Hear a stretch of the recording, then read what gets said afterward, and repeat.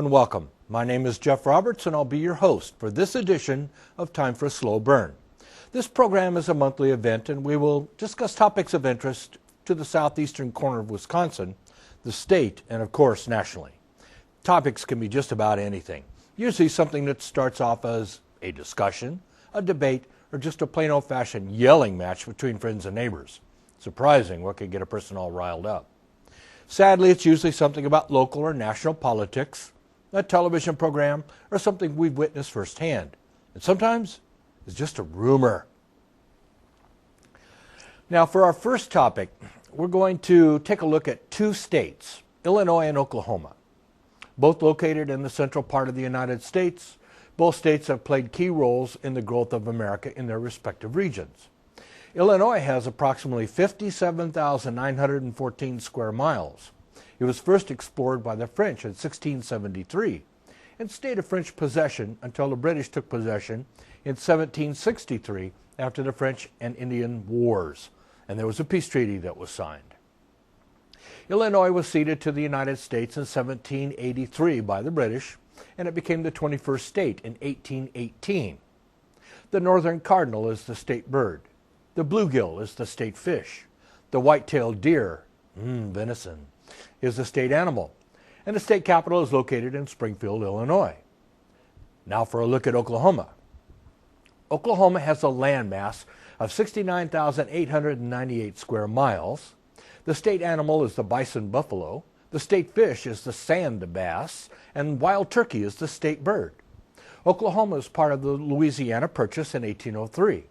And that came from France and became the 47th state to be admitted to the Union in 1907. Now that's where all the niceties pretty much end. Illinois is a Democratic stronghold and there are more people on some sort of government assistance roles than are actually working statewide. The state of Illinois has the worst credit rating and among the highest debt than any other state in the United States. It's actually number 44 out of 50 states. Cook County in Illinois has the highest sales tax rate and the lowest rated schools in America. The city of Chicago has the highest murder rate and the highest pension fund debt in the United States. And on top of all of that, 4 of the last 7 governors have been tried, convicted, and sent to prison. Only 2 were acquitted of any crimes or not charged with any. Let's start with one of them that we all are familiar with, and that was George Ryan.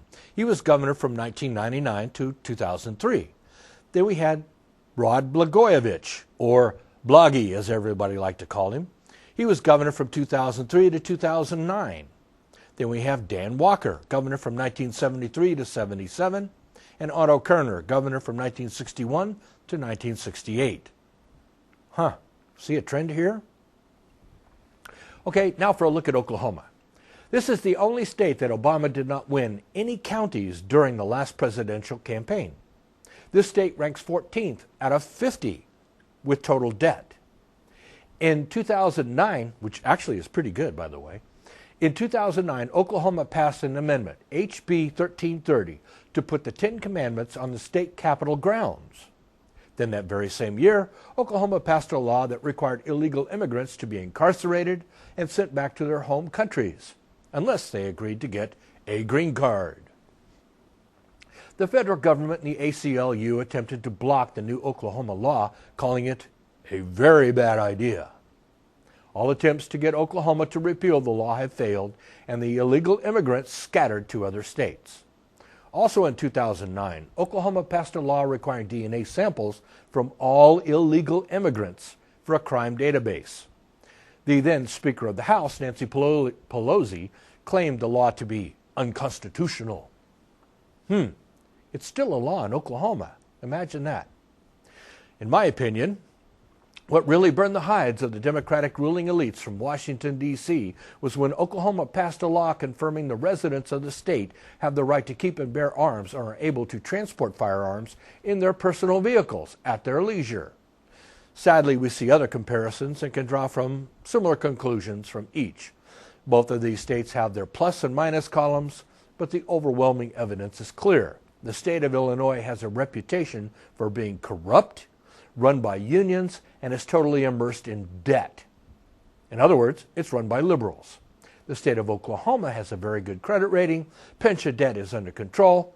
Although Oklahoma did have one governor who was sent to prison, you guessed it, he was a Democrat.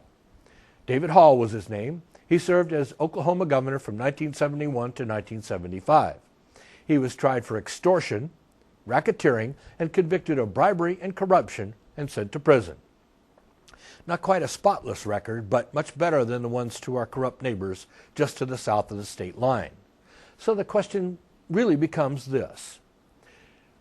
A state where governors and representatives go to jail to make license plates for you, who allow the unions to drive the state's pension fund debt into the stratosphere, or would you rather have a state with the highest murder rate in America, especially from one city? Or would you rather have a good credit rating, tough on illegals, actually deport them, and uphold the Second Amendment to the United States Constitution, thus allowing citizens to keep and bear arms and allow them to transport them as they see fit during their daily lives? I think I know which one I would choose. Well, stay tuned. We'll be right back. Take my hand and start a brand new day. And together as one we'll start to see some change. Underneath everything we are, underneath everything we do, we are all people. Connected, interdependent, united. And when we reach out a hand to one, we can influence the condition of all. That's what it means to live united. Welcome back. For our next topic, I want to follow up with a piece that I did about climate change not long ago. I received a lot of hate emails over this one recently, so I've decided to let Patrick Moore, the co-founder of Greenpeace, tell you in his own words for Prager University what they haven't told you about climate change. So let's let Patrick Moore explain it. Here he is. The only constant is change. That's true about life, and it's true about the climate. The climate has been constantly changing since the Earth was formed 4.6 billion years ago. For example, in just the past 2,000 years, we have seen the Roman warm period, when it was warmer than today. Then came the cooler Dark Ages, followed by the medieval warm period, when it was at least as warm as today. Then we had the Little Ice Age that drove the Vikings out of Greenland, and most recently, a gradual 300-year warming to the present day. That's a lot of changes, and of course, not one of them was caused by humans.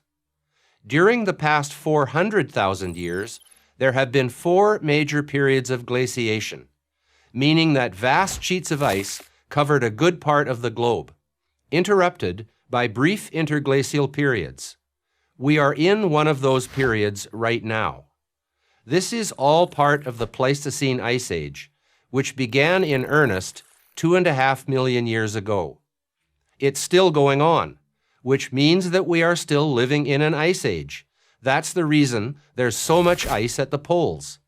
30 million years ago, the Earth had no ice on it at all. So then what about carbon dioxide, the great villain of the global warming alarmists? Where does that fit into this picture? Not as neatly as you might think. Temperatures and carbon dioxide levels do not show a strong correlation. In fact, over very long time spans, periods of hundreds of millions of years, they are often completely out of sync with one another.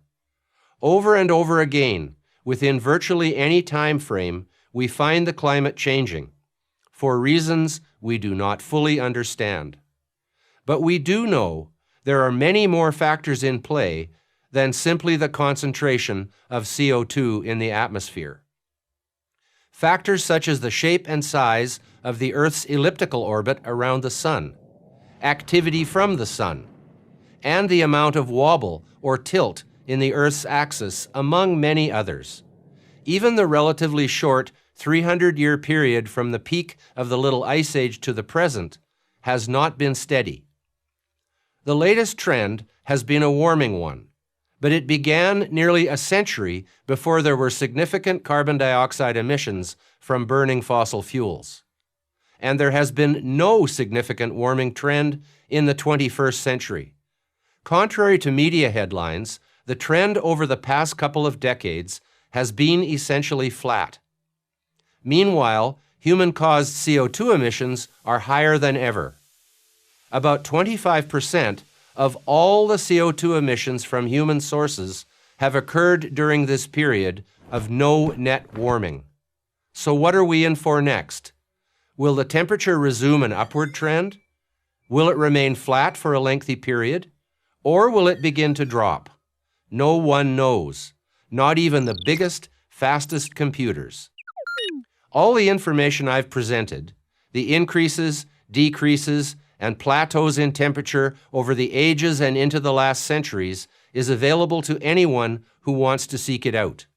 Yet to state these simple facts is to risk being called a climate change denier. Not only is that absurd, it's mean-spirited. It's absurd because no one, not even the most fervent skeptic, denies that the climate is changing. And it's mean-spirited because to call someone a climate change denier is to intentionally link them to people who deny the Holocaust. So maybe it's time to stop the name-calling. Predicting the climate, one of the most complex systems on Earth, with thousands of inputs, many of which we don't understand, isn't an exact science or anything close to it. Maybe it's just a tad arrogant to suggest that we can predict the weather or the climate or just about anything 60 years from now. The science is not settled. The debate is not over. The climate is always changing, it always has, and it always will. I'm Patrick Moore, co-founder of Greenpeace for Prager University. Packers. Viking. Packers. Viking. Viking. Red state, blue state, vegan, Carnivore. We come from different places. Uptown. downtown, Optimist. We come to different conclusions. Half empty. half full. But when we live united, we create real, lasting change in the building blocks of life. The education, income, and health of our communities, Live. our families, United. even the person next to us. Live united. Real change won't happen without you. So give, advocate, volunteer, live united. Sign up at liveunited.org. Welcome back.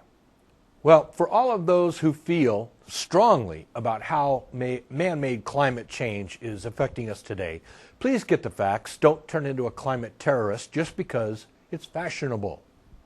Do some research and think for yourself. The climate is going to change no matter what we do, and the so-called human carbon footprint hasn't made a degree of difference either way in the last 100,000 years. Get over the BS and move on. The science is not settled. There's no such thing as science of climate change. Nor will the screaming your opinion or cursing at others affect any change. And none of that is going to change that fact. I think enough said. You're watching Kenosha Community Television. Stop on down and become a friend of Harbor Market. For our next topic, I thought it'd be a good time to revisit the horrible shooting incidents that occurred over the past few years. I think the entire situation was best described by one of my favorite authors, Thomas Sowell. Thomas described his views on gun control very clearly and accurately in an article dated October 13th, 2015. Here's what he had to say. This is a direct quote from Thomas. President Obama's intrusion into the mourning community of Roseburg, Oregon, in order to promote his political crusade for stronger gun control laws is a part of a pattern of his using various other sites of shooting rampages in the past to promote the long-standing crusade of the political left. The zealotry of gun control advocates might make some sense if they had serious evidence that more restrictive gun laws actually reduce gun crimes. But they seldom even discuss the issue in terms of empirical evidence. Saving lives is serious business, but claiming to be saving lives and refusing to deal with evidence is a farce. Nor is the Second Amendment or the National Rifle Association the real issue, despite how much the media and intelligentsia focus on them. That's the end of the quote. This is part of the quote from his article. More on that just a little bit later. I wholeheartedly agree with Thomas on this issue. The liberal media and the White House have used tragedies like this to promote their form of gun control for years and have failed measurably. America is no longer falling for the wolf in sheep's clothing act anymore. The ridiculous taglines have grown very weary and no longer hold sway over everyday Americans. There's no such thing as common sense gun control measures.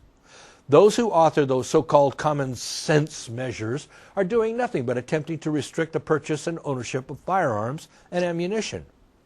Period.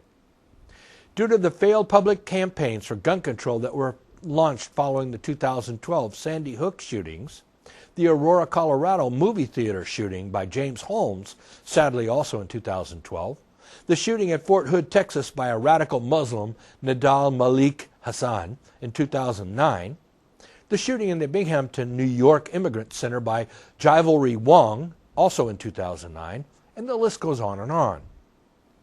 These are not due to weak or lack of gun control. These murders were conducted to get the media's attention and for the purpose to become famous. The firearms used were the tools to do the deed, not the cause the liberal politicians and the media would have us all believe. If that were the case, then why has there been no calls for legislation against the sale of hammers? After all, hammers are the cause of more deaths in the United States than firearms. Or what about car accidents? We have more car accidents that result in deaths than firearms. Why have we not seen more legislation controlling those evil automobiles? Or cancer? What about heart failure? Now, there's a cause we can all get behind. These horrible causes of death cause more pain and heartache for families than any other ailments, including firearms. But we hear nothing from the halls of Congress or the state legislators on the subject. Believe me when I say this, I'm not trying to make light of the serious nature of these medical maladies. I lost my mother, my grandmother, and my grandfather to heart failure. But I think you see what I mean. Not everything calls for legislative efforts, especially to stem the tide of serious crimes. Sometimes they just make it worse. No form of government on earth can stop heart disease, heart failure, cancer, or brain tumors. So what in the world makes Congress so sure they can legislate gun control and stop human beings from murdering each other with them? Just a reminder, firearms aren't the only way human beings kill each other. The gun is a tool. As a hunter, the gun can help feed your family. It can provide enjoyment for collectors and competitive shooters alike. There can be no doubt the shootings and incidents of innocent citizens is not tolerable or excusable by anyone at any time. But let's put the blame for mass shootings where it belongs, on the shooter. It's not the gun that pulls its own trigger. It takes someone to load the firearm, cock it, aim it, and then pull the trigger. All deliberate actions conducted by the shooter. Now, Thomas Sowell goes on to say this in his article, and I'm quoting here. If there is hard evidence that stronger gun control laws actually reduce gun crimes in general or reduce murders in particular, the Second Amendment can be repealed, as other amendments have been repealed. Constitutional amendments exist to serve the people. People do not exist to be sacrificed to constitutional amendments. If the hard evidence shows that restrictions on gun ownership lead to more gun crimes rather than less, then the National Rifle Association's opposition to these restrictions makes sense, independent of the Second Amendment. Since all of this boils down to a question of hard evidence about plain facts, it is difficult to understand how gun control laws should have become such a heated and long-lasting controversy. There is a huge amount of statistical evidence just within the United States, since gun control laws are different in all 50 states, and these laws have been changed over time in many of those states. Now, you have to also consider there are mountains of data on what happens under restrictive laws and what happens when restrictions are lifted. Statistics on murder are among the most widely available statistics and among the most accurate, since no one ignores a dead body. With all those facts available from so many places and so many times, why is gun control still a heated issue? The short answer is most gun control zealots do not even discuss the issues in terms of hard facts. The zealots act as if they know, somehow, that bullets will be flying hither and yon if people are allowed to have guns. Among the many facts this ignores is that gun sales are going up by the millions in the late 20th century America, and the murder rate was going down at the same time. Among the other facts that gun control zealots consistently ignore are data on how many lives are saved each year by the defensive use of guns. This seldom requires actually shooting. Just pointing a loaded gun at an assailant is usually enough to get him to back off, often in some haste.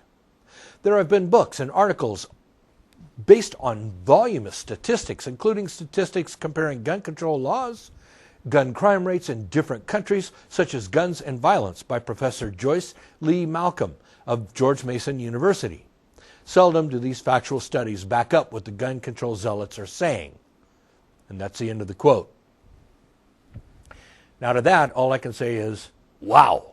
If the stats aren't telling the whole story, my question is, what will?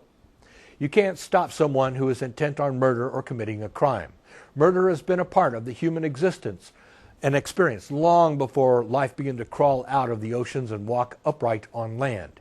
Darwin called it survival of the fittest. In my simple terms, we live, we kill and eat what we killed, and so we continue to live.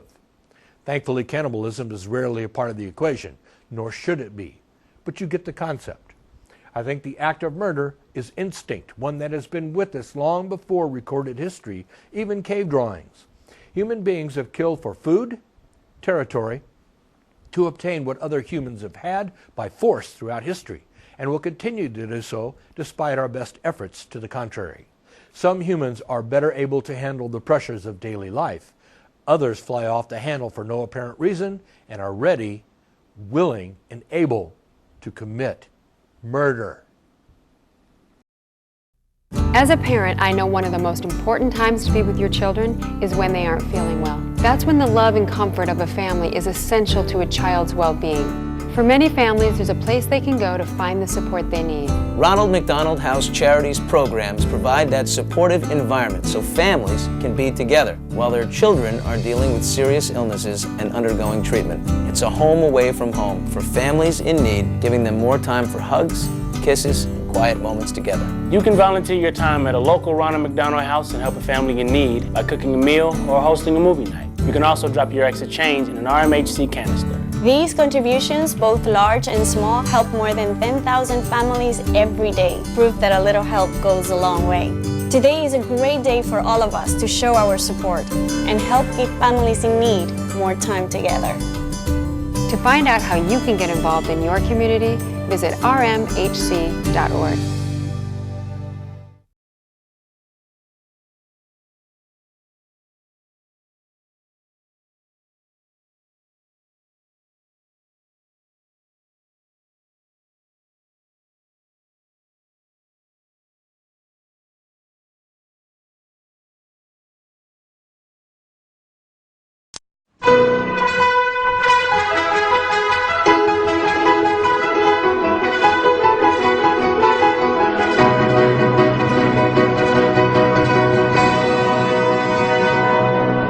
Get up now, get up out of bed. Wash your face, brush teeth, comb, sleepy head. Here's your clothes and your shoes, hear the words I said. Get up now, get up and make your bed. Are you hot, are you cold, are you wearing that? Where's your books and your lunch and your homework? Get grab your coat and your gloves and your scarf and hat. Don't forget, you gotta feed the cat, eat your breakfast. The experts tell us it's the most important meal of all. Take vitamins so you will grow up one day to be big and tall. Please remember the orthodontist will be seeing you at 3 to bake. Don't forget your piano lesson is this afternoon, so you must play. Don't shovel too slowly, but hurry. The bus is here, be careful. Come back here. Did you wash behind your ears? Play outside, don't play rough. Would you just play fair? Be polite, make a friend. Don't forget to share. Work it out, wait your turn. Never take a dead. Get along. Don't make me come down there. Clean your roof. Wash your clothes. Put your stuff away. Make your bed. Do it now. Do we have all day? Were you born in a barn? Would you like some hay? Can you eat? Hear a word I say? Answer the phone. Get off the phone. Don't sit so close. Turn it down. No texting at the table. No more computer time tonight. Your iPod's my iPod. If you don't listen up, where you going in with whom and what time do you think you're coming home? Say thank you, please, excuse me, makes you welcome everywhere you roam. You'll appreciate my wisdom someday when you're older and you're grown. Can't wait to have a couple little children of your own. You'll thank me for the counsel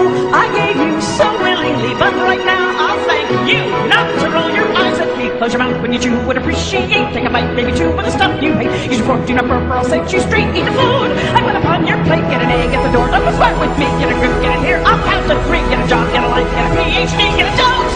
I don't care who started it, you're grounded until you're 36. Get your story straight and tell the truth for once, for heaven's sake. And if all your friends jumped off a cliff, would you jump too? If I've said it once, I've said at least 1,000 times before that you're too old to act this way. It must be your father's DNA. Look at me when I am talking, stand up straighter when you walk a place. For everything and everything must be in place. Stop crying or I'll give you something real to cry about. Wash face, brush teeth, put PJs on, get in bed, give a hug, say a prayer, but don't forget I love you. Tomorrow we will do this all again because our thoughts are never ends. You don't need the reason why. Because I said so, I said so, I said so, I said so. I'm the mom, the mom, the mom, the mom, the mom.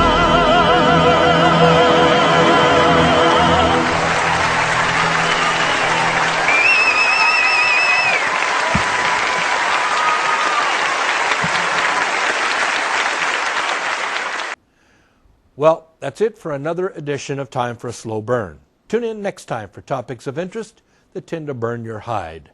Thanks for watching. Bye for now. Are you camera shy but would like to get behind the scenes of the fun-filled world of television production?